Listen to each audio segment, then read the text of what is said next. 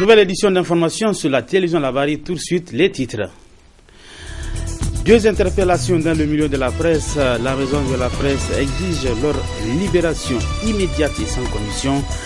Soumana Idrissa Mega, DP de quotidien d'un privé, l'enquêteur et Ablaye Maman du groupe Bonferré sont depuis quelques jours arrêtés dans les locaux de la police judiciaire.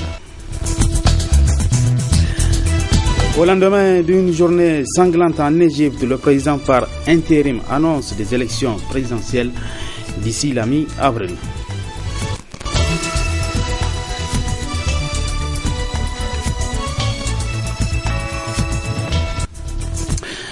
Mesdames, Messieurs, bonsoir et bienvenue sur cette édition d'information qui reçoit ce soir comme invité Alassane Abdou Mega. Il est journaliste, il est également membre de l'Observatoire indépendant des médias nigériens ONIMED.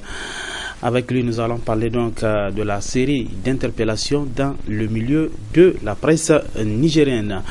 Pour ouvrir ce journal, une déclaration, le directeur de publication du quotidien privé L'Enquêteur et le journaliste du groupe Bonferré sont en garde à vue à la police judiciaire depuis quelques jours. Ce matin, les organisations socioprofessionnelles des médias ont réagi à travers une déclaration. Dans celle-ci, les organisations du secteur des médias exigent la libération immédiate et sans condition de nos 2 confrères Soumana Idrissa Mega et Abdoulaye Maman. La déclaration est lue par Boubacar Diallo. Il est le président du conseil d'administration de la maison de la presse. Le secteur des médias se sont réunis ce dimanche 26 janvier 2014 au siège de la maison de la presse à l'effet d'examiner la situation née de l'interpellation de M. Soumana Idrissa Mega, directeur de publication du quotidien L'Enquêteur, et Abdoulaye Maman, journaliste animateur du débat à Hausa Gaskia sur la télévision Bonferré. Le premier a été interpellé le 23 janvier et le second le 25 janvier 2014. Soumana Idrissa Mega est poursuivi pour complot contre la sûreté de l'État et recel de malfaiteurs suite à la publication d'un article dans le journal L'Enquêteur du 17 janvier 2014. Tandis que Abdoulaye Maman est accusé de délits commis par voie de presse pour des propos qualifiés d'outrageants à l'égard du président de la République tenu par un des invités lors d'un débat de la radio et télévision Bonferré le 16 janvier 2014. Les organisations socio-professionnelles des médias condamnent avec force la détention préventive dans les locaux de la direction de la police judiciaire de Niamey de nos 2 confrères en violation de dispositions de l'ordonnance numéro 2010-35 du 4 juin 2010 portant un régime de la liberté de presse et de l'ordonnance 93-31 du 30 mars 1993 portant sur la communication audiovisuelle. 2. S'inquiète des menaces de remise en cause des acquis obtenus de haute lutte par les organisations socio-professionnelles du secteur des médias nigériens en matière de liberté de presse et d'expression. 3. Rappelle à l'opinion nationale et internationale l'engagement solennel pris par le président de la République du Niger de ne poursuivre aucun journaliste dans l'exercice de son métier et mieux à être l'avocat de la déclaration de la montagne de la table qui vise l'abolition des lois sur la diffamation et l'injure publique en Afrique.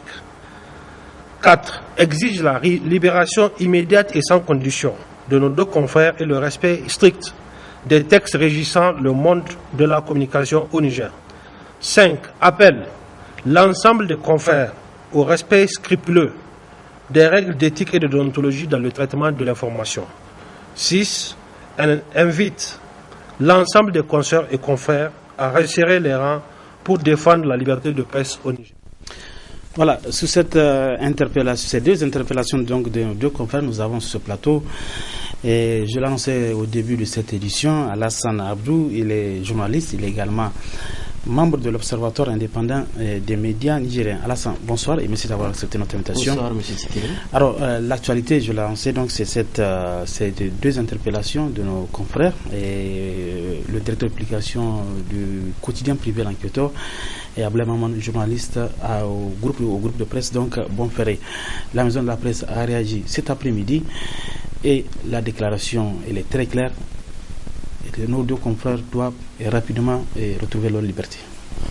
Oui, je vous remercie beaucoup et je remercie aussi les organisations socio-professionnelles des médias qui ont réagi.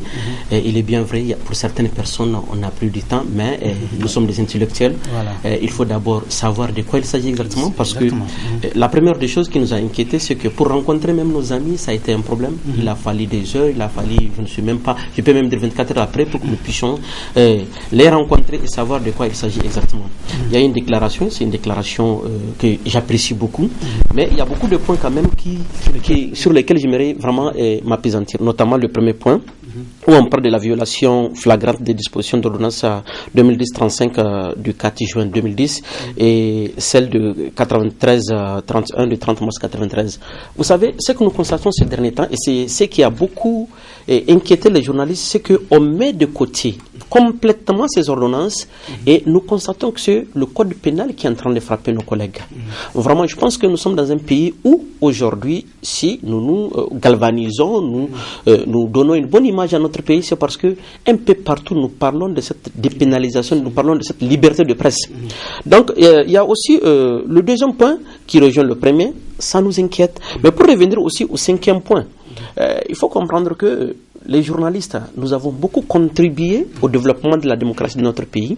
Et il est temps aussi que nous préservons nos acquis. Ces acquis, si nous-mêmes, deux fois, nous essayons de les grignoter, de faire des trucs, ça ne va pas vraiment avantager notre corporation, notre travail.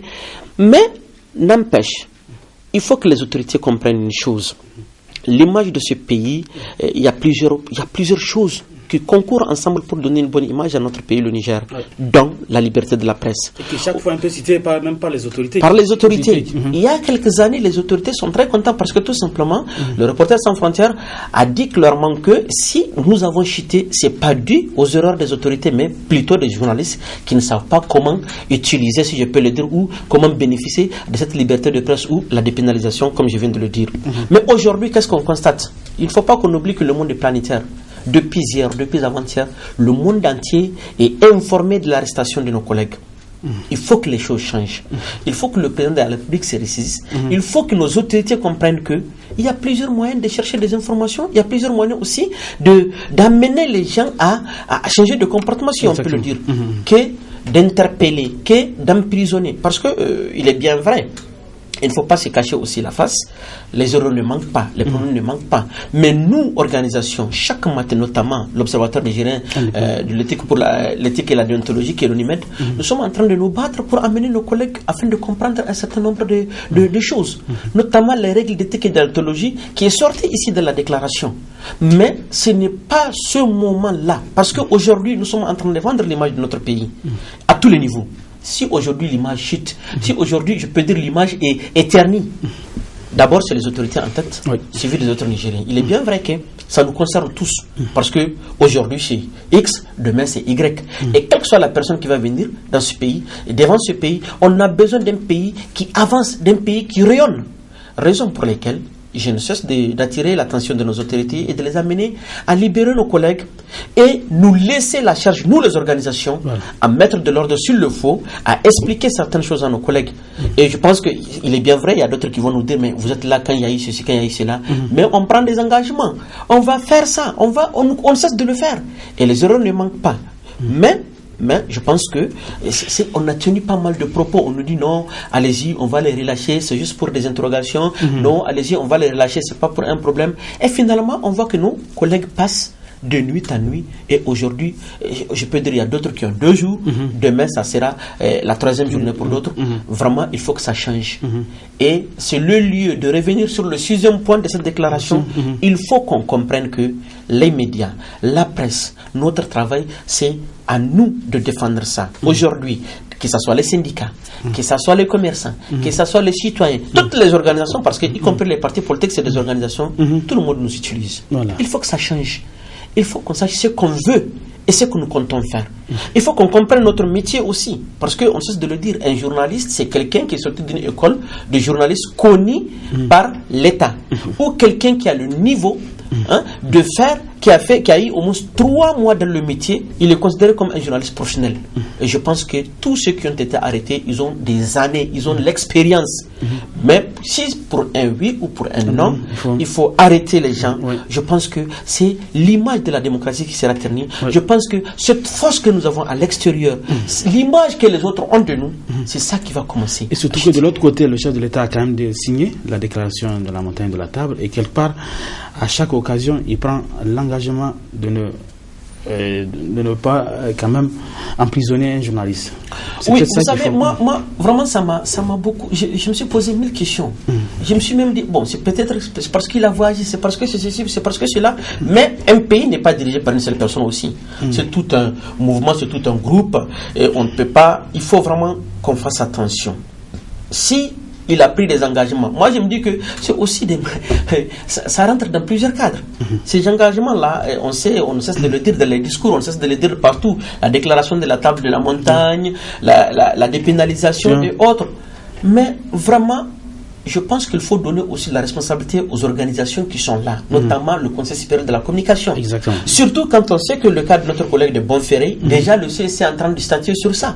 Le CSC est en train de voir comment ils vont amener ses collègues, parce que le CSC a déjà tenu plusieurs réunions pour les interpeller, pour les amener, pour un certain nombre de trucs. Donc, je pense que le président de la République a pris des engagements.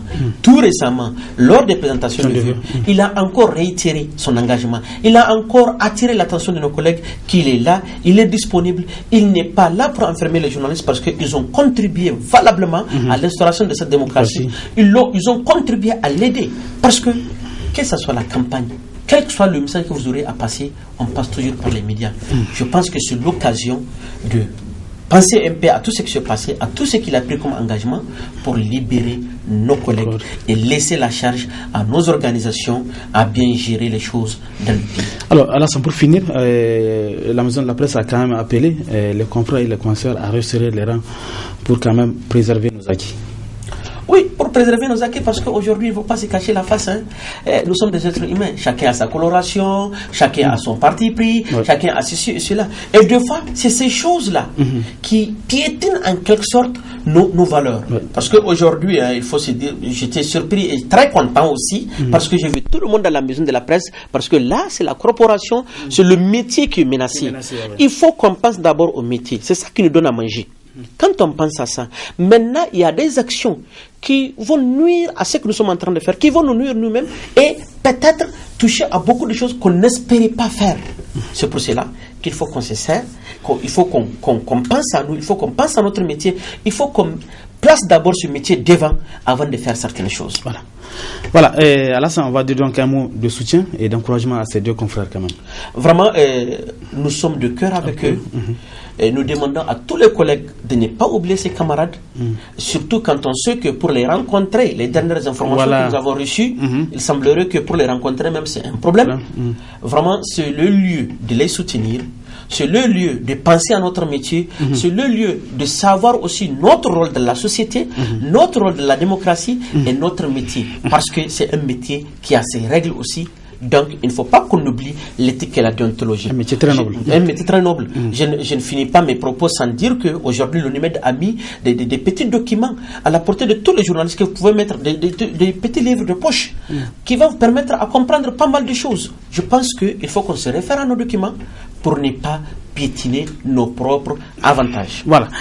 Merci Alassane Abdou Mega. Je rappelle que vous êtes journaliste également, membre de l'Observatoire indépendant des médias nigériens, ONIMED, et on va souhaiter donc beaucoup de courage à nos deux confrères.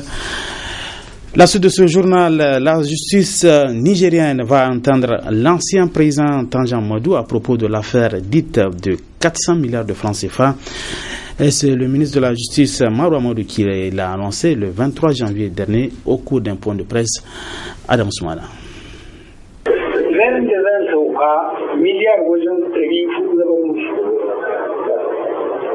C'est une affaire qui date d'octobre 2013 et qui continue à faire l'objet de débats. Près de 3 mois après, le gouvernement s'est prononcé par la voix de son porte-parole. Lors d'un point de presse, le ministre Amadou Amadou a annoncé l'ouverture d'une procédure judiciaire pour faire la lumière sur cette affaire de 400 milliards de francs CFA qui fait couler beaucoup d'encre et de salive. Cette enquête est ouverte et il s'agit pour nous de faire la lumière sur cette question, à la fois pour l'opinion publique nationale qu'internationale, puisque cela a suscité un vif émoi tant au niveau des Nigériens que de nos partenaires. Alors, pour faire suite à mes instructions au parquet général, le parquet d'instance de Niamey avait été saisi, lequel lui-même a saisi la gendarmerie, qui a d'ores et déjà entamé son travail et qui met en œuvre son plan d'enquête qui tourne essentiellement sur 4 points. L'authentification des propos contenus dans l'enregistrement sonore, y compris en écoutant Tanja lui-même, vérification au niveau des banques, comptes et coffres-forts de l'existence de ces fonds, vérification de la nature des fonds, audition de toutes les personnes qualifiées ayant exercé entre la période de 2009 à 2011 et de toute autre personne aux ressources utiles à la manifestation de la vérité. Au moins 40 personnes seront entendues relativement à cette affaire de 400 milliards qu'aurait laissé l'ancien président Tanja Mamadou à la date du coup d'État du 18 février 2010, a ajouté le ministre Mourou. Mais pour le député national Nassirou Halidou, les autorités ne devraient pas se limiter à la seule révélation de Tanja. L'enquête doit être élargie à l'enregistrement sonore de Ahalaï. Si le parquet ouvre une enquête par rapport à ça, nous ne pouvons que nous en réjouir. L'opposition de l'époque, l'ARN, avait demandé depuis longtemps une enquête sur la transition. Le gouvernement de la 7e République a refusé. Aujourd'hui, s'ils acceptent d'ouvrir une enquête sur les 400 milliards, moi, ce qui m'inquiète, c'est que c'est une sélection de révélations de Tanja. Tanja n'a pas seulement parlé de 400 milliards. Pour moi, les 400 milliards, c'est quelque chose de minime par rapport aux propos tenus par le président Issoufou. Le fait de dire à son prédécesseur de l'aider à se débarrasser du président de l'Assemblée nationale, l'actuel président de l'Assemblée nationale, qu'il va libérer lui aussi à son tour l'ex-DG de la Nigélec, l'honorable député Foukouri, c'est un chantage. Et le parquet doit aussi ouvrir une enquête par rapport à ça. Donc, il ne s'agit pas de faire des enquêtes sélectives des révélations. Il y a aussi la révélation du Touareg sur le trafic de drogue. Là, c'est plus grave que les précédentes révélations de Tanja. C'est comme si le Niger est la plateforme de trafic de drogue. Moi, je suis un député de la CEDEAO. Je sais ce que ça veut dire. On a convoqué plusieurs sessions extraordinaires sur la Guinée-Bissau. Vous convenez avec moi que les Américains ont pris le chef d'état-major en exercice. Et il est actuellement dans les prisons aux États-Unis. Et là, le parquet doit aussi ouvrir une enquête. Et c'est ça même que la situation la plus grave que nous vivons actuellement.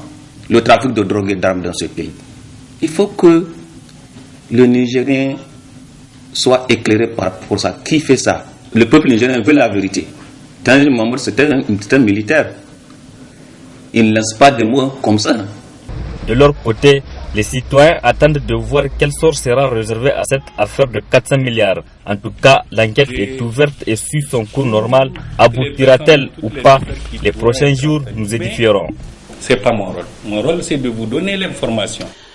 Un mot de culture. Notre reporter Biba Lawali, qui a récemment séjourné dans la commune rurale de Guéladjo, s'est intéressé à l'habillement des femmes peules.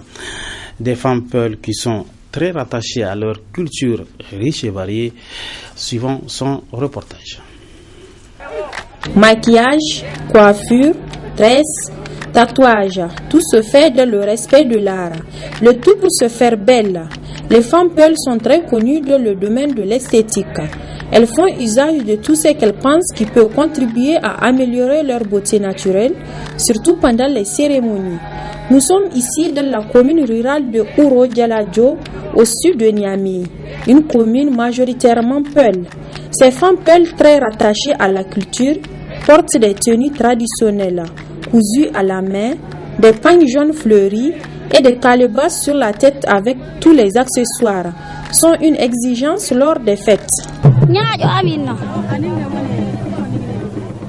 Mes tenues sont appelées des pagnes tarari, qui est vraiment une tenue chic et très sollicitée pour nous les Peuls. On les porte lors des cérémonies ou fêtes. Je viens du village de Dolay Gourma.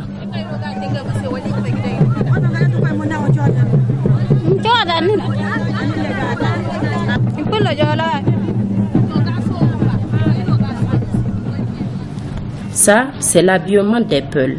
On s'habille toujours comme ça, pendant des fêtes comme aujourd'hui. Tu nous vois habillés tout en uniforme.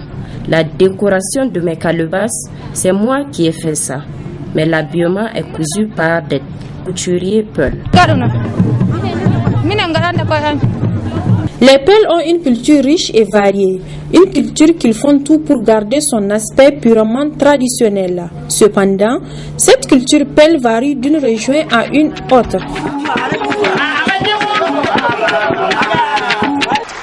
Fin de cette édition d'information. Merci à vous de l'avoir suivi. Restez toujours en compagnie des programmes de la télévision Labari. Bon début de semaine à tous. Bonsoir.